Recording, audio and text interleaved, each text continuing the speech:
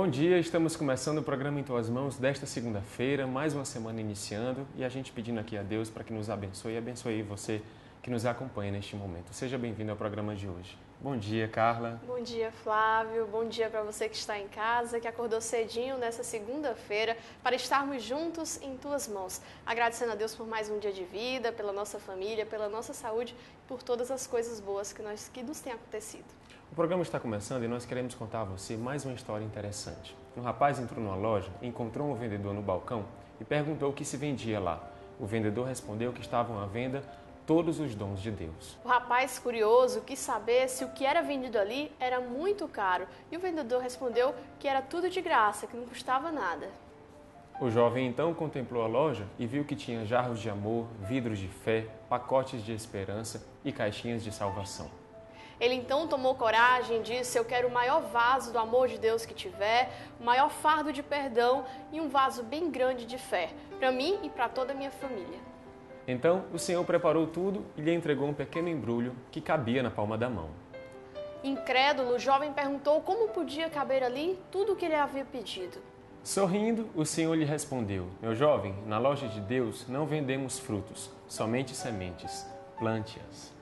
Essa é mais uma importante história, uma história que toca no nosso coração, não é, Carla? Uma bela reflexão para começar bem o nosso programa de hoje. E o programa está começando recebendo uma visita muito especial. Nós vamos falar sobre um tema que é muito importante, um tema que para nós cristãos é às vezes um pouco polêmico, porque as pessoas não sabem definir muito bem, mas hoje a gente vai poder esclarecer, conversando com o Padre Amadeu. Recebendo o Padre Amadeu Matias. Seja bem-vindo, Padre. Seja bem-vindo, Bom Padre. dia. É um prazer tê-lo no programa Em Tuas Mãos. Padre, vamos falar sobre um tema que é bastante polêmico, inclusive na nossa igreja, que é o pecado. Como é que a gente pode definir pecado? Pecado é a falta de amor, entendendo que Deus, ao nos criar, nos cria para o amor. O homem é chamado a obedecer a Deus. A Bíblia fala de Adão, que se coloca numa atitude de soberba. Então, o pecado é não reconhecer-se criatura, querer fazer-se igual a Deus. Ao mesmo tempo, a relação, a definição de pecado, a gente poderia dizer, bom, pecado é falta de amor, pecado é uma ruptura com Deus, é quebrar uma relação de amizade. Deus é amigo, o ser humano vivendo unido a Deus tem aí a fonte da vida. Mas também o pecado é uma ruptura com o irmão, porque o amor a Deus passa pelo amor aos irmãos e às irmãs. Então a nossa relação com os irmãos e as irmãs, ela fica desfigurada com o pecado, porque ao invés da gente respeitar o outro como semelhante, como irmão, a gente pode se colocar numa atitude de prepotência e de opressão. Então o pecado ele fere a relação com Deus e fere a relação com os irmãos e as irmãs. Padre Amadeu, a crença de que Deus é misericordioso não nos exime do cuidado em não cometer pecados, não é? Veja, a importância da misericórdia de Deus na nossa vida justamente não é para nos tornar indolentes, para nos tornar... nos deixar à vontade. Nos deixar numa vontade no sentido negativo. Então, já que Deus me perdoa, vou fazer... Posso pecar. Esse raciocínio, ele já é pecaminoso, porque ele não está construindo o bem. Quer dizer, a salvação que Jesus me deu, me empenha na construção do reino de Deus. Então, o que é que nós precisamos fazer, todos nós? É procurar lutar contra o pecado. Por isso mesmo, se diz que a gente precisa chegar até o sangue, no sentido de que você tem que fazer tudo para não pecar. Que maravilha, que tema interessante, rende muita coisa, não é? Pois é um tema que nós na Igreja Católica precisamos retomar muito, porque às vezes as pessoas pela psicologia contemporânea, vão achando que é tudo normal. Exato, pelo relativismo, as pessoas se colocam numa atitude de que, bom, eu acho que eu não tenho pecado porque minha consciência não dói. Comodidade, né? Exato, a pessoa coloca o pecado como se fosse na experiência do arrependimento. Ter pecado não é a experiência do arrependimento somente, é a experiência de Deus. Então eu quero Deus na minha vida. Se eu não estou vivendo como Ele me chama, me convida a viver, então eu estou numa condição de pecado. Olha, Carla, receber o Padre Amadeu é sempre ter a certeza de mais conhecimento, né? Uma aula, de né, mais que a gente certeza do amor de recebe. Deus por nós. Bondade de vocês. Muito obrigado pela sua participação, Padre. Que Deus o Obrigado a abençoe. vocês, obrigado a todos. Bom dia. Obrigada pelos esclarecimentos, Padre. A gente vai então agora para um rápido intervalo comercial e nós voltamos em instante com mais Em Tuas Mãos. Em tuas mãos. Hoje, no quadro Exemplo de Santidade, você vai conhecer a história da primeira santa brasileira, Santa Paulina. Veja que história interessante. Nascida no dia 16 de dezembro de 1865, Santa Paulina recebeu o nome de Amabile Lúcia Visintainer. Era a segunda filha de Antônio Napoleone Visintainer e Ana Pianeser.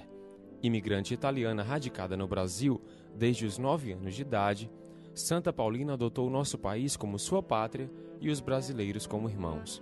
Imigrou para o Brasil juntamente com seus pais, seus irmãos e outras famílias da região trentina no ano de 1875, estabelecendo-se na localidade de Vígolo, Nova Trento, Santa Catarina.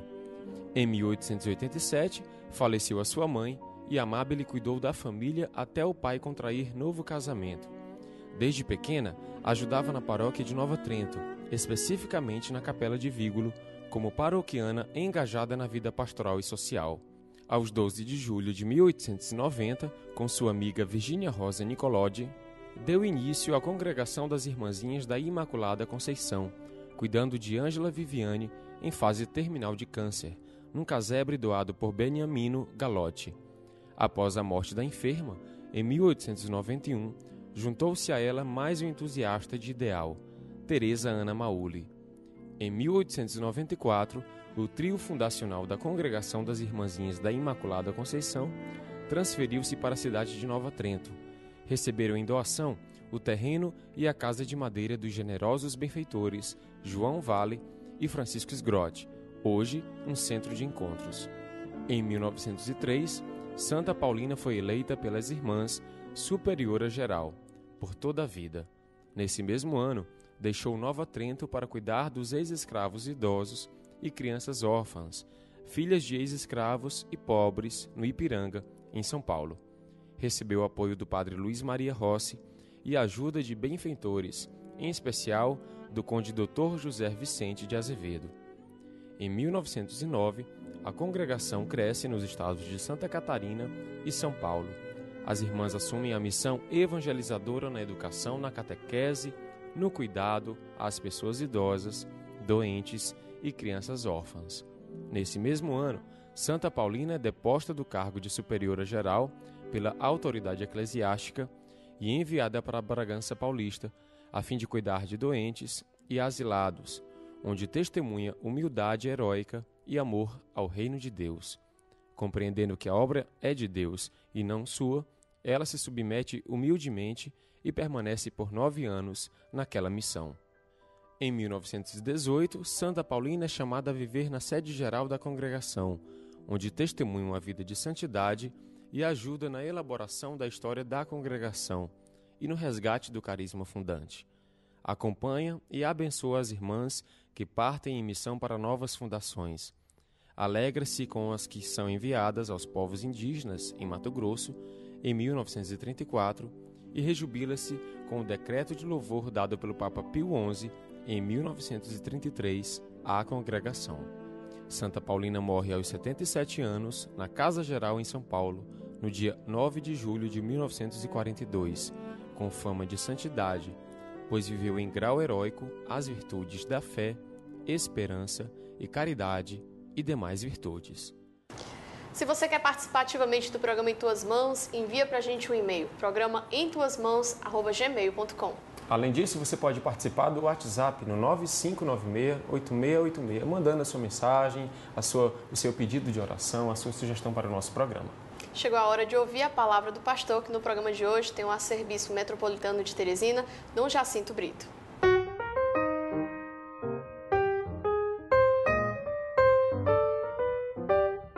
É difícil que algum de nós não tenha tido um dia uma doença ou um dos nossos entes queridos não seja acometido de vez em quando de uma enfermidade.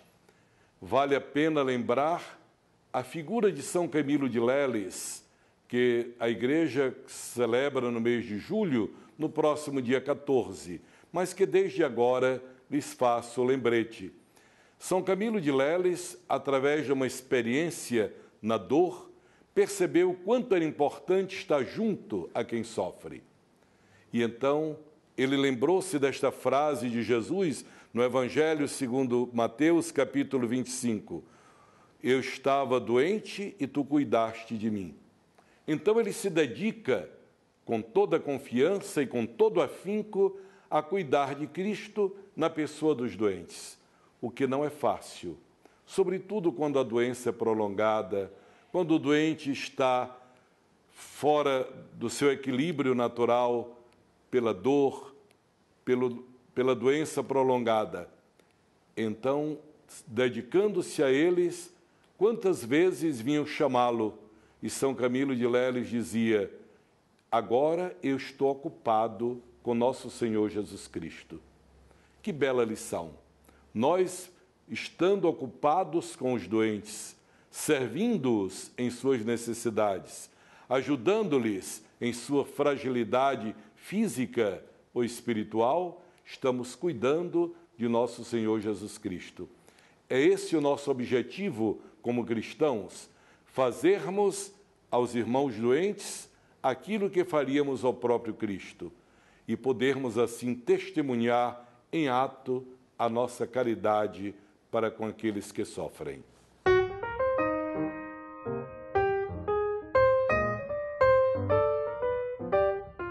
Nosso programa está acabando, mas essa quinta-feira está apenas começando. Que você possa pedir que Deus lhe abençoe e lhe acompanhe em todos os seus passos. Muito obrigado pela sua audiência. A gente se encontra aqui na Rede Meio Norte nesta sexta-feira, às 6 da manhã. Estamos juntos em tuas mãos.